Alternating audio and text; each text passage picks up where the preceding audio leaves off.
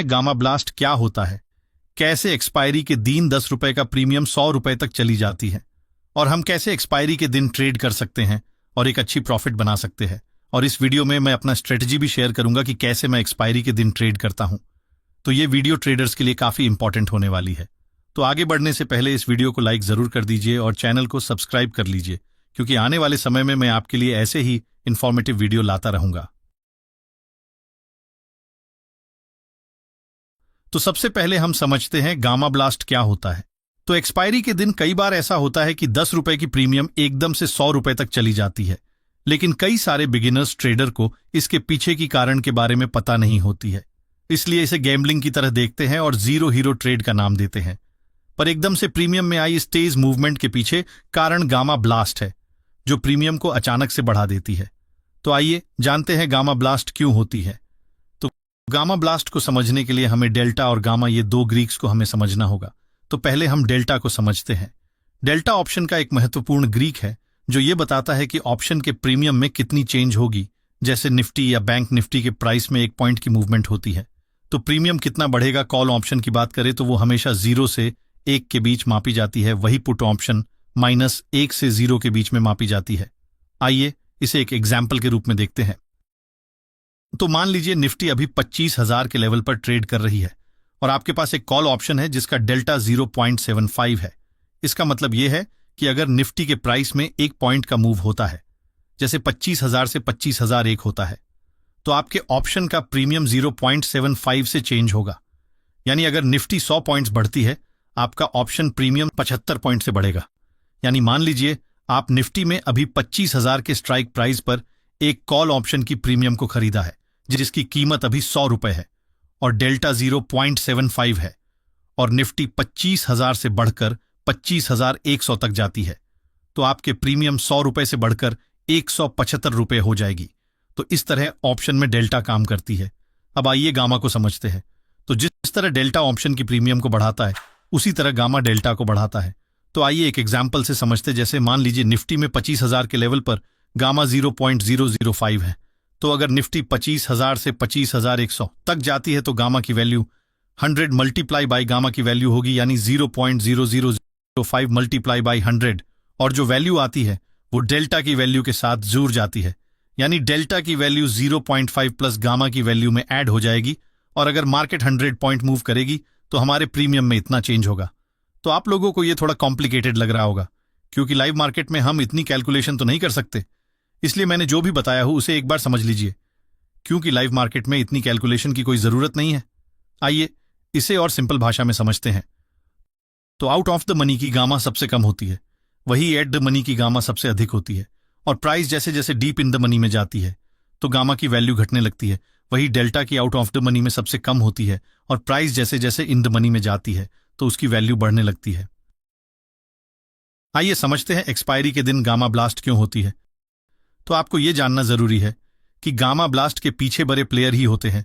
वो बहुत heavy quantity में सेल करते हैं या बाई करते हैं, तो ऐसी बड़ी मूव आती है, यानी मार्केट 25,000 से 25,100 तक कुछ ही मिनटों में पहुंच जाती है, जिसके कारण प्रीमियम में भी तेज स्पाइक है।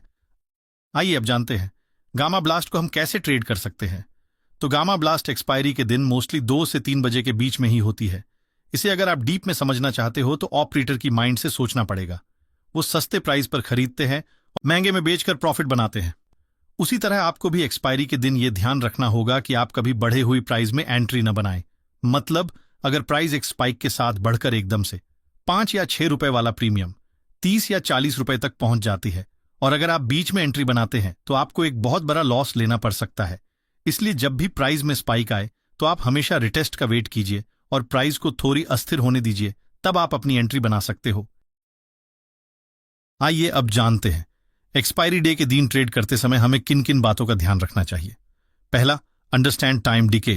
तो एक्सपायरी के दिन टाइम डीके, जिसे थीटा डीके भी कहा जाता है, बहुत तेज होती है। अगर आपको थीटा डीके के बारे में पता नहीं तो आप इसे ऐसे समझ सकते हैं। थीटा ऑप्शन ट्रेडिंग का सबसे बड़ा दुश्मन है। ये समय के साथ आपके प्रीमियम की कीमत कम करता है, गलाता है। खासकर ओटीएम में थीटा सबसे अधिक होती है और इसका असर एक्सपायरी के दिन सबसे अधिक होती है। इसीलिए एक्सपायरी के दिन अगर किसी ओटीएम ऑप्शन को होल्ड कर रहे हैं तो ध्यान रखना चाहिए। अगर आप थीटा डीके पर कंप्लीट वीडियो चाहते हैं तो कमेंट कर सकते हैं। Point number 2, square of early. अगर प्रॉफिट मिल रहा हो तो एक्सपायरी के कुछ घंटे पहले पोजीशंस स्क्वायर ऑफ कर लेना चाहिए, क्योंकि लास्ट 30 मिनट में मार्केट अनप्रिडिक्टेबल होती है और आपने जो भी प्रॉफिट किए होंगे वो भी खत्म हो सकती है, क्योंकि एक्सपायरी के आखिरी कुछ घंटों में मार्केट में बहुत सारे ट्रेडर्स अपनी पोजीशंस को क्लोज कर रहे होते हैं, जिससे प्राइस में अचानक बदलाव हो सकता है। इस तरह की अस्थिरता से बचने के लिए अगर प्रॉफिट मिल रहा है तो उसे जल्दी बुक कर लेना चाहिए। Point number 3, focus on ATM option.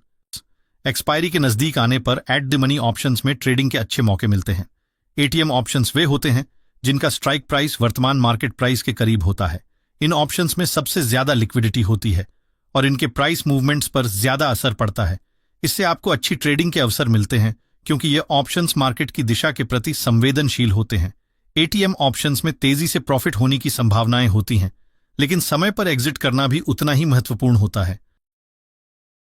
Point number 4, avoid high volatility in the last hour. तो एक्सपायरी के लास्ट आवर में मार्केट बहुत ज्यादा वॉलेटाइल हो जाती है। इस दौरान बहुत सारे ट्रेडर्स अपनी पोजीशन स्क्वायर ऑफ कर रहे होते हैं, जिससे प्राइस में अचानक बड़े बदलाव हो सकते हैं। अगर आप एक अनुभवी ट्रेडर नहीं हैं तो इस समय पर नई पोजीशंस लेना खतरनाक हो सकता है, क्योंकि आपको मार्केट की मूवमेंट समझने में मुश्किल हो सकती है। यह आखिरी समय में लॉस होने का कारण बन सकता है, इसलिए लास्ट आवर में ज्यादा ट्रेड्स लेने से बचना चाहिए, नहीं तो आपने जो प्रॉफिट पहले बनाए थे वो भी खत्म हो सकती है। Point number 5, always follow risk management. तो ट्रेडिंग में रिस्क मैनेजमेंट को फॉलो करना बहुत जरूरी है। एक्सपायरी की दिन हो या normal trading session, risk management को कभी नहीं भूलना चाहिए। आप इस लालच में आकर कि इस ट्रेड से आपका पैसा 10 गुना हो जाएगा, कभी भी पूरी कैपिटल मत लगाइए, क्योंकि एक्सपायरी का मतलब ही होता है समाप्त 10 में से सिर्फ 2 एक्सपायरी ही ऐसी होती है जहां आपका प्रीमियम 10 गुना हो सकता है। तो अगर आप रिस्क मैनेजमेंट के नियम को फॉलो करके ट्रेड करते हैं तो आप एक्सपायरी के दिन भी अच्छी प्रॉफिट बना सकते हैं। अगर आपको पता नहीं कि रिस्क मैनेजमेंट क्या होता है तो मैंने एक डेडिकेटेड वीडियो ऑलरेडी बना दिया हूं, जिसका लिंक मैं डिस्क्रिप्शन में दे दूंगा। वहां से आप रिस्क मैनेजमेंट को सीख सकते हैं और एक छोटे कैपिटल से कैसे प्रॉफिट बना सकते हैं वो भी बताया हूं। Point number 6, keep an I on open interest. Open interest यानी OI ऑप्शंस मार्केट का एक महत्वपूर्ण इंडिकेटर है, जो यह बताता है कि कितनी पोजीशंस अब तक ओपन हैं। एक्सपायरी डे पर ओपन इंटरेस्ट के बदलावों पर नजर रखना जरूरी है, क्योंकि यह आपको यह समझने में मदद कर सकता है कि बड़े ट्रेडर्स कहां अपनी पोजीशंस बना रहे हैं। अगर किसी खास स्ट्राइक प्राइस पर बहुत ज्यादा OI बढ़ रहा है तो यह संकेत हो सकता है कि उस प्राइस लेवल पर बड़ी ट्रेडिंग एक्टिविटी हो रही है। इससे आपको यह अंदाजा लगाने में मदद मिल सकती है कि मार्केट किस दिशा में जा सकती है।